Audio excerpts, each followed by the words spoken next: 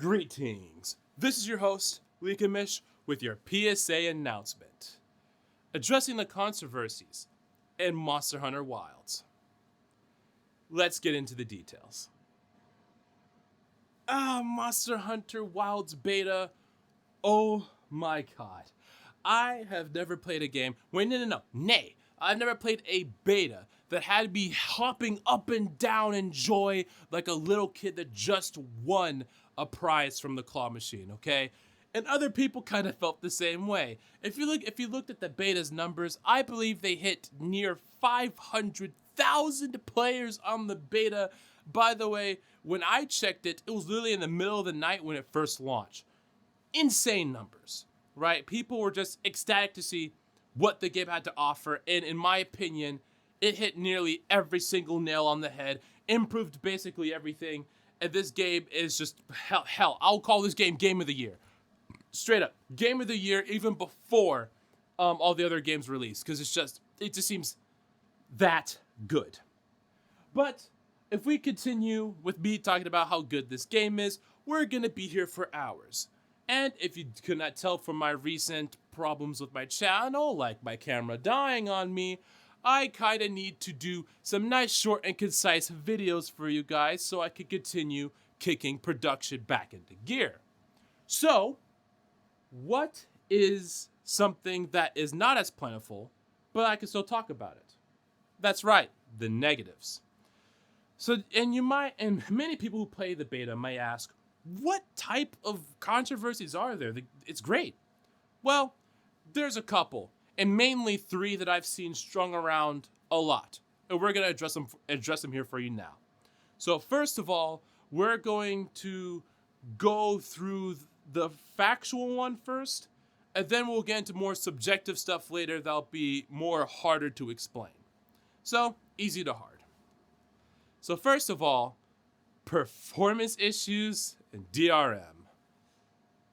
So now you may say, why am I putting DRM and performance issues in the same category? That's because they combine with each other, and they're the reason, and DRM is the direct reason, or Dwenvo is the direct reason why you're having performance issues. Now, many people might not know, but DRM is an anti-piracy software, and it basically makes it so that you can't really pirate their games. Even though, like Easy Anti-Cheat, it doesn't work. And I've seen games get cracked on day one, even with Dwenvo. So, basically, they're running a thing that doesn't work. And then, not only that, but it harms your performance. There's a wonderful example of this. There's a video that I do not know the name of that's about Resident Evil Village, right? And there's a cracked version and then the base version. And then, when it comes to the base version, you saw a huge bunch of stutter that happened during a certain part of the mission. But on the cracked version, there wasn't that much stutter. It was really clear and really concise. And that's just something that DRM does. I don't know why. I'm not a coder. But for some reason, it existing messes with everything else. But we all know the reason why Capcom is actually adding DRM. It's not because of piracy, because they weren't concerned about it for World or any of their other games. No, it's just against the modding community. Now, if you do not know, back way ago, I don't remember the exact year, but there was a Street Fighter tournament being held, and some dude had a unclothed Cammy mod. Or was it, what's her name? Chun-Li. One of the two. It was either Cammy or Chun-Li. They were not clothed, just their model. That's it. And I have no clue how he would put that on and somehow forget that he's in a tournament and he needed to delete it. In my opinion, if I knew about it, I would make sure that it wasn't on my console at all. But that's what happened, unfortunately. And ever since then, Capcom has just been completely against modders. They don't like the modding community. They say it tarnishes their brand, all because of that one specific instance. And it's really sad.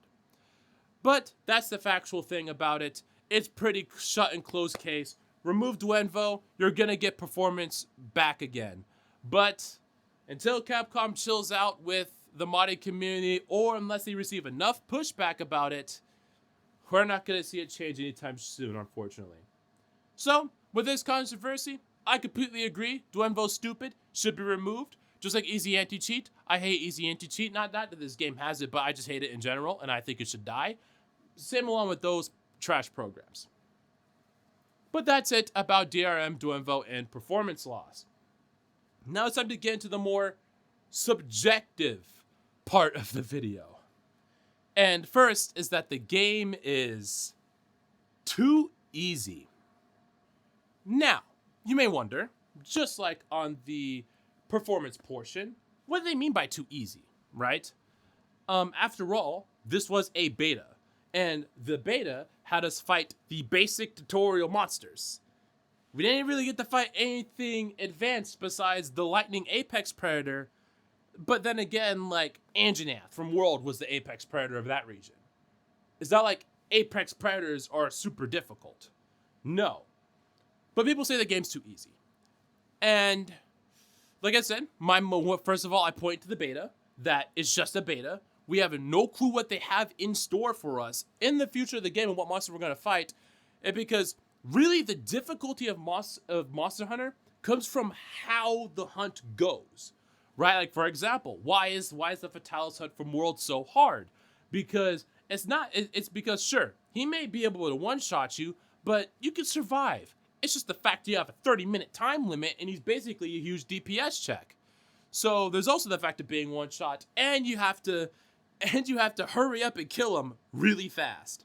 So you can't just sit there and be cautious and live. You also got to be aggressive and do the damage, which can lead to you making mistakes, getting hit, and getting carded. That's why the Fatalis fight was so hard for so many people. And like I said, we don't know how these hunts are going to go. We don't know what modifiers or how the monsters are going to act or how the quest is going to act. That'll add to the difficulty.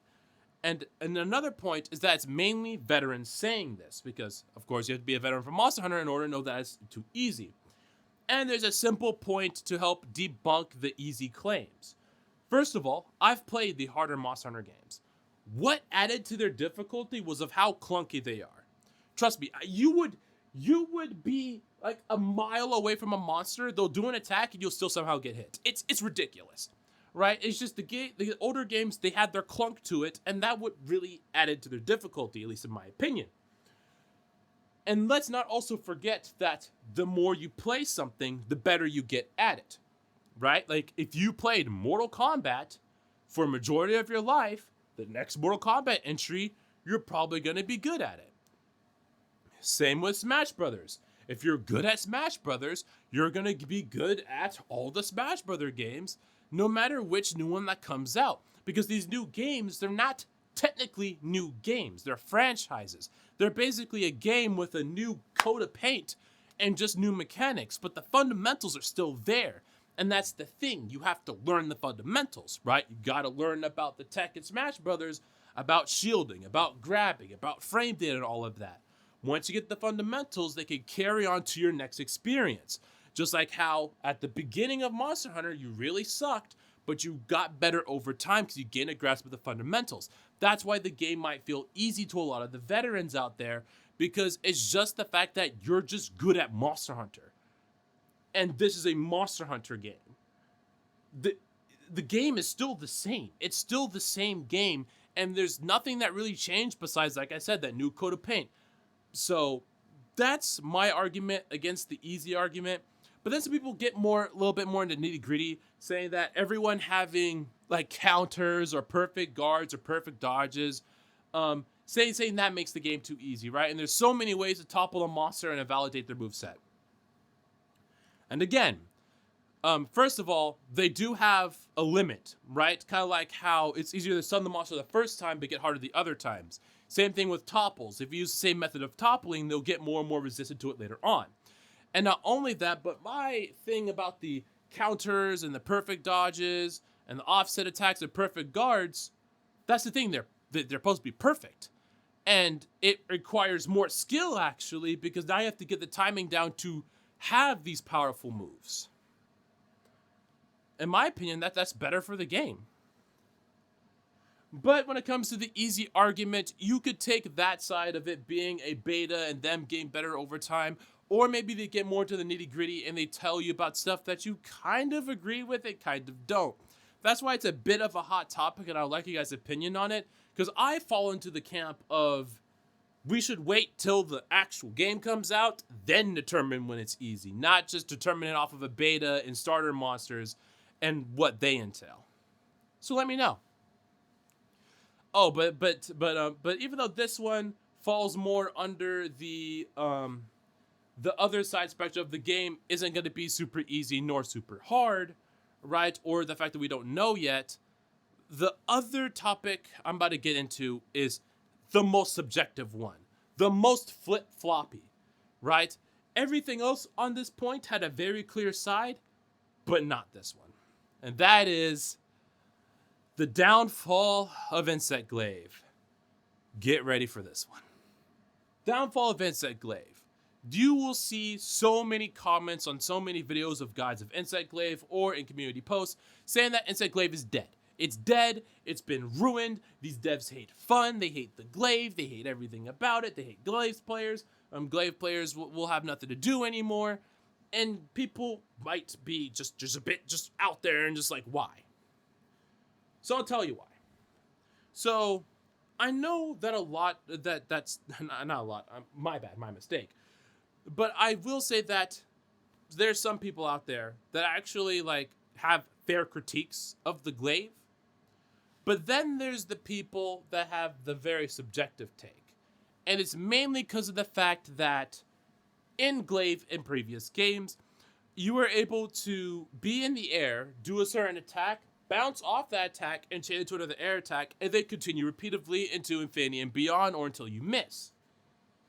But in Wilds, that's not the case anymore. They removed that bounce.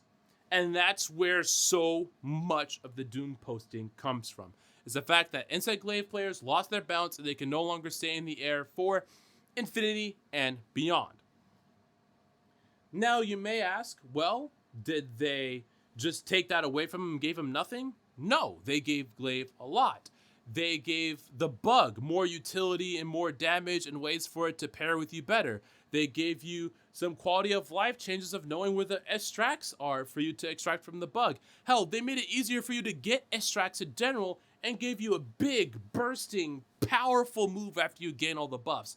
They have done so many good changes to Glaive that is insane, but people always go back to the bounce, or they either say that the controls are clunky. So let's step it down bit by bit. So when it comes to the people complaining about just the bounce themselves, I think they're not giving Glaive the proper chance. Because they say they never cared about the damage or the meta, they cared about fun. And yes, it was fun to always fly with the monster, but of course that was always an unoptimal way to play Glaive. And not only that, but you're just doing one thing over and over and over again. While in this new Glaive format, you get to do a lot, you have a lot more combo routes, a lot more options. You get just a lot more options in general to play Glaive, and it feels like your Kinsect is no longer a vessel for you just to gain your buffs to continue flying around, but more of an actual partner. And I think that's really good and really cool, because is that the whole point of you having this bug? It's your partner, it's your friend. You're tamed this creature, or you nurtured this creature, and you're going to use this creature to help take down the other creatures. It's how people feel, and feelings vary depending on player to player. For example, my friend who mains Insect Glaive loves these changes, adores them. Sure, he does miss the way that old Glaive used to work of bouncing around, but once he looked up a guide and figured out everything he could do, he was super hype and he adored it, loved it. But then you can have other people online say that they hate it. So what is there really to say here? What is there really to explain besides what I've already said? There's not, as I said, there's not much I can really say to you guys and gals, unfortunately. I could just give you my opinion. And my opinion is that people need to give Glaive a chance. Give it a chance, and who knows? If you stir up enough hell about it, probably when the new expansion comes out, because you know how Monster Hunter is, there's always an expansion, they might add something for you Glaive users to be more aerial. This concludes your PSA announcement.